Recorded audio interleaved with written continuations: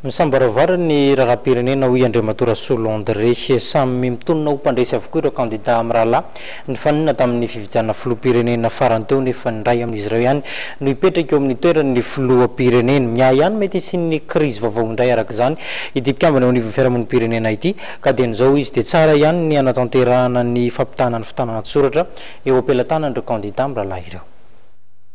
Mandroso sosikevitra ny tokony hanaovana fampitahana ny fitanana an-tsoratra mialohan'ny andefasana ny voka-pifidianana ny MCES Andriamatora Solondre.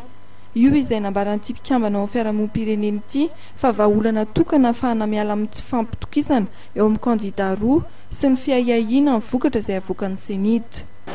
Eo anatrehan'ny tsy fitokisan'ny kandida Jean-Louis Robinson voka-pifidianana avoakan'ny senita dia alohantsika maka fotoana manao confrontation des procès-verbaux.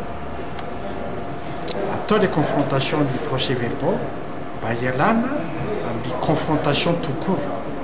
Les confrontations tout court moa zany dia crise post-électorale. Ka alohantsika misoroka tsy ho tonga any amin'ny crise post-électorale, atao les confrontations procès-verbaux eo ampelantanan'ny candidat solo-bavambahoaka ny candidat présidentiel milamina zay zany fahita hoe mazava zany voka-pifidianana fa io izy zay vao miditra makany MCES ny raharaha fa raha izao tonga dia hoe alefa any MCES maimaika ataka an'izao ny raharaha tena ikorotanetsika fa za zany mba miankavy hoe lao maka fotoana kely le fanosam-bato atao ny senita io eo no atao le confrontation des procès-verbaux fanarahana le izy zay vao mandeha amin'izay zany ny voka-pifidianana officiel le MCES. Maka fotoantsika mba hisorohana ny crise post-électorale zay manano tanina satria fa vizana loatra ny firenena aloha tsisy crise post-électorale zany mihitsy.